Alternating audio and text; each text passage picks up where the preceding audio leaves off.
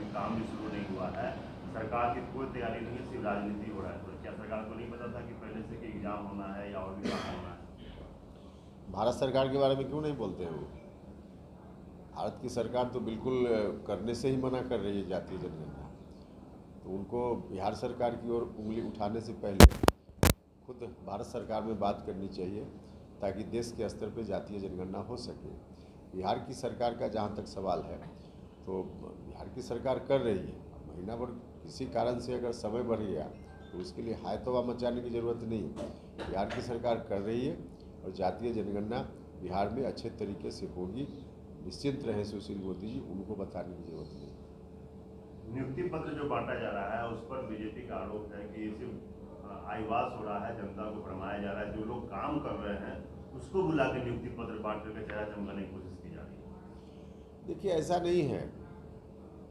Bharatiya Janata party के लोग अपने प्रधानमंत्री जी की ओर तो देख नहीं रहे हैं। जो रोजगार के मामला में किस तरह से अब पहले कहा कि 2 करोड़ लोगों को हर साल देंगे, अब 70,000 75,000 लोगों को मिलेगा इस साल, इसकी घोषणा कर रहे हैं। और नियुक्ति पत्र बिहार का देखा देखी भी बांट रहे हैं। बिहार में जो कुछ हो रहा है ठीक है, थोड़ा प्रोसेस पहले शुरू हुआ होगा। तो पहले प्रोसेस शुरू हुआ तो तब भी नीतीश कुमार जी मुख्यमंत्री थे, तो उनके कार्यकाल में ही नौकरी मिली है, पहले मिली है आज मिली, इससे कोई अंतर नहीं पड़ता है। नियुक्ति पत्र जो आज लोगों को दिया जा रहा है, जिनको नौकरी मिल रही है उन्हीं को नियुक्ति पत्र दिया जा रहा है। कुर्नी विधानसभा का चुनाव जो है उसमें वीआईपी ने भी उम्मीदवार तय कर दिया है और ओबीसी की पार्टी ने भी, तो इसका कितना असर होगा? देखिए, कोई पॉलिटिकल पार्टी उम्मीदवार बनाए तो पॉलिटिकल पार्टी का काम है, उस पर क्या कोई किसी की टिप्पणी होगी। लेकिन जनता को सोचना है, आम लोगों को सोचना है कि कौन लोग हैं जो रनर विनर हो सकते हैं और कौन है जो सिर्फ कुछ वोट काट करके किसी खास उम्मीदवार को हराने के मकसद से खड़ा है। तो इसको ध्यान में रखते हुए लोगों को वोट करना चाहिए, सोचना चाहिए लोगों को। कह रहे हैं लोग कि गोपालगंज से आप लोगों को जो झटका लगा है, इसी की सफाई करने के लिए आप लोगों ने वीआईपी के उम्मीदवार को मैदान उतरवाया है। वीआईपी अलग पार्टी है, हम लोग क्यों उतरवाएंगे? वीआईपी अलग पार्टी है, वीआईपी का अपना डिसीजन होगा, उससे हम लोगों का क्या है। वीआईपी के सही कहते रहे हैं कि बीजेपी को हराना है, उसका तो फायदा आप लोग को मिलेगा कहीं से। अब ठीक है, लेकिन यहाँ उन्होंने उम्मीदवार उतारा है। बाकी जगह 2 जगह जो पहले उपचुनाव हुआ वहाँ उम्मीदवार नहीं उतारा था, तो इसलिए उनके सामने यह प्रश्न था कि जब उनका उम्मीदवार नहीं है तो किसको वोट लोग दें, उनके लोग।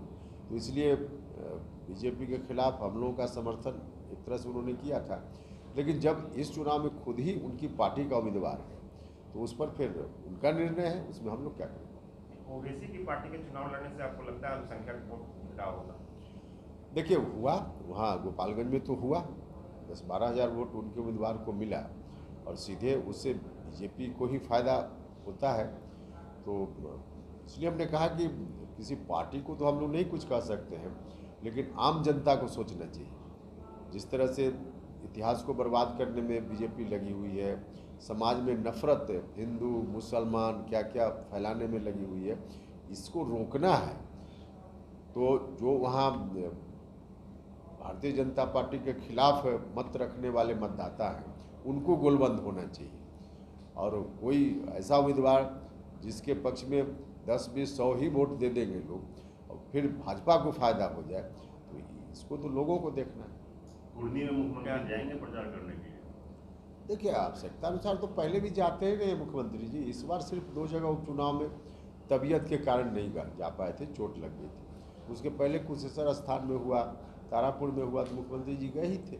ज़रूरत के हिसाब से यहाँ भी जा सकते हैं। अभी कोई तारीख तय नहीं है कि हम बोल दें कि जाएंगे या नहीं जाएंगे, लेकिन जा सकते हैं। पार्टी की क्या रणनीति बन रही है प्रचार को लेकर? ये पार्टी की रणनीति तो है ही, वहाँ सब लोग जाएंगे, जो भी नेता हैं प्रचार में जाएंगे, और एक जगह चुनाव है, कोई बहुत परेशानी भी नहीं है। इस चुनाव में मतदाताओं की गोलबंदी हमारे पक्ष में होगी। महागठबंधन के मतदाताओं की संख्या ही इतनी अधिक है कि इसमें कोई लड़ाई ही नहीं है, हम लोग आराम से जीतेंगे।